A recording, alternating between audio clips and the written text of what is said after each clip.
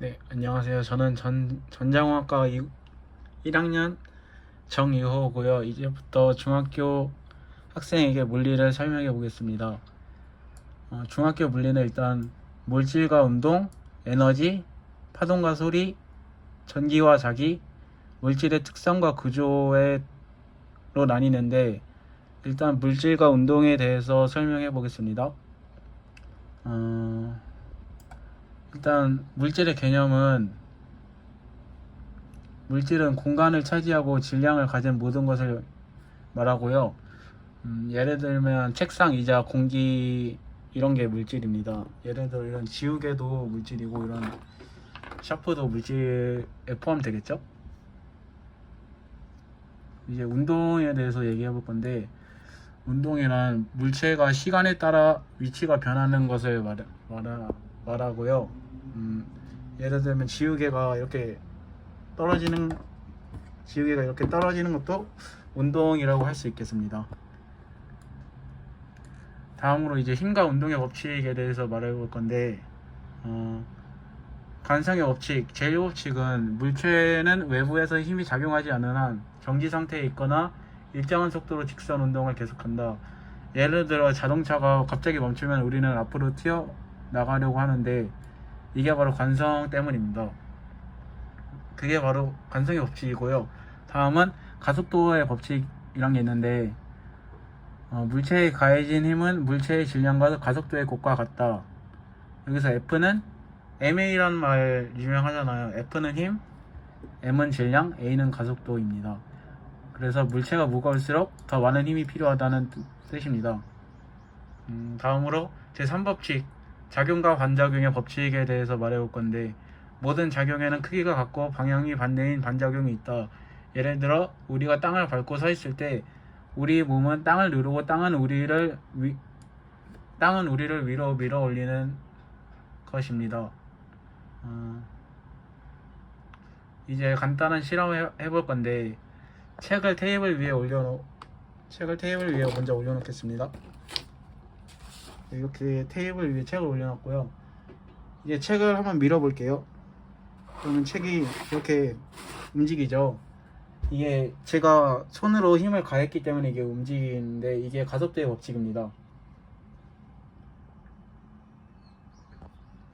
자, 지금까지 물질과 운동에 대해서 배웠고요. 다음에 에너지에 대해서 설명해 볼게요. 자, 에너지의 개념부터 설명해 보자면 에너지는 일을 할 수 있는 능력을 의미합니다. 우리 주변에서 에너지는 다양한 형태로 존재하며 여러 가지 일을 할 수 있게 도와줍니다. 에너지는 일단 여러 가지 형태가 있는데 중요한 형태로는 운동 에너지가 있고 운동 에너지는 물체가 움직일 때 가지고 있는 에너지입니다. 예를 들어 달리는 자동차나 굴러가는 공은 운동 에너지를 가지고 있겠죠. 그 다음으로 위치 에너지, 물체가 특정 위치에 있을 때 가지는 에너지입니다. 예를 들어 높은 곳에 있는 물체는 잠재 에너지를 갖고 있습니다. 이 물체가 떨어질 때 운동 에너지로 변환됩니다. 그 다음으로 열 에너지, 물체의 온도가 높을 때 가지는 에너지입니다. 예를 들어 끓는 물은 열 에너지를 갖고 있습니다. 그 다음으로 전기 에너지, 전등이 켜질 때 사용되는 에너지입니다. 화학 에너지, 음식이 소화되면서 에너지를 제공하는 에너지입니다. 그 다음으로 에너지 전환이란 게 있는데 에너지는 한 형태에서 다른 형태로 전환될 수 있습니다. 예를 들어 전기 에너지는 전등에서 빛 에너지로 변환되고 이때 일부는 열 에너지로도 변환됩니다. 또 다른 예로 높이 올라간 물체가 떨어지면서 위치 에너지가 운동 에너지로 변환됩니다. 이런 것들이 있겠죠. 이제 간단한 실험을 해볼 건데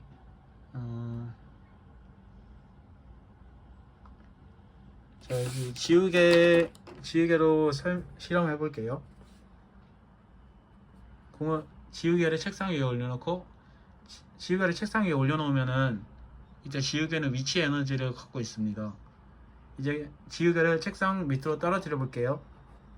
이렇게 떨어졌는데 이제 떨어지면서 위치 에너지가 운동 에너지로 변환된 것입니다. 그리고 지우개가 땅에 닿을 때 운동 에너지는 소리 에너지와 약간의 열 에너지로 변환됩니다. 잘 안 들리셨겠지만 지우개가 떨어질 때 약간 소리가 났습니다. 자, 그리고 여기서 에너지 보존 법칙이란 에너지가 생성되거나 소멸되지 않고 다른 형태로 전환된다는 것을 말합니다. 즉 전체 에너지의 양은 항상 일정합니다. 자, 그 다음 파동과 소리에 대해서 설명해 볼게요. 먼저 파동의 개념은 에너지가 공간을 통해 이동하는 방법입니다. 파동에는 크게 두 가지 용형이 있는데 횡파와 종파입니다. 횡파는 파동의 방향과 수직으로 진동하는 파동입니다. 예를 들어 물결파가 있고요. 종파는 파동의 방향과 평행하게 진동하는 파동입니다. 예를 들어 소리파가 있습니다. 파동은 몇 가지 중요한 성질을 가지고 있습니다. 진폭, 주기, 주파수, 파장 이렇게 성질이 있는데 일단 진폭은 파동의 높이로 에너지의 크기를 나타내는 것이 진폭이고, 주기는 한 번 진동하는데 걸리는 시간입니다.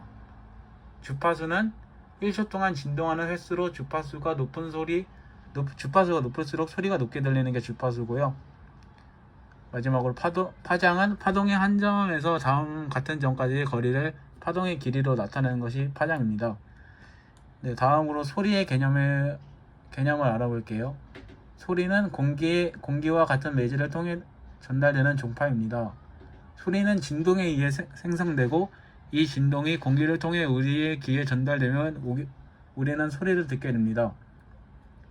소리의 속도는 매질에 따라 다르면 공기에서는 약 340km/s입니다. 340m/s입니다.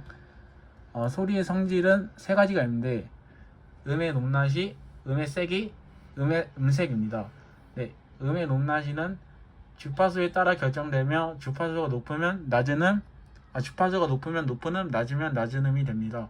음의 세기는 진폭에 따라 결정되며 진폭이 크면 큰 소리, 작으면 작은 소리가 됩니다. 음색은 소리의 특성으로 같은 음이라도 악기나 목소리에 따라 다르게 들리기도 합니다.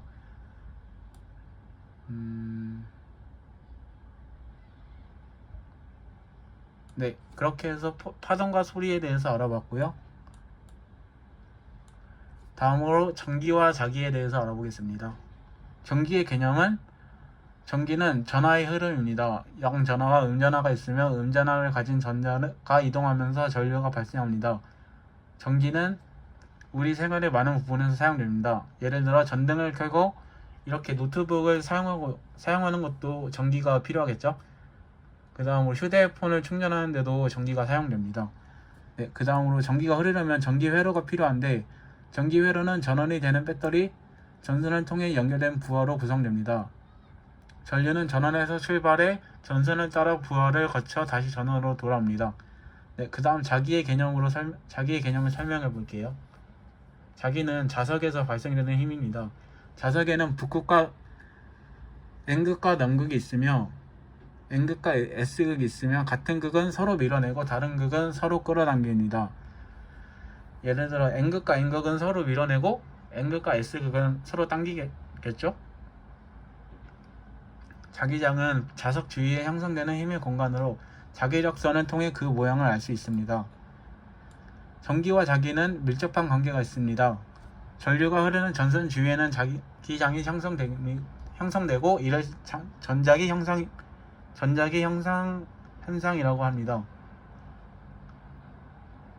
전류가 흐르는 방향과 자기장의 방향은 오른손 법칙을 사용해 알 수 있습니다.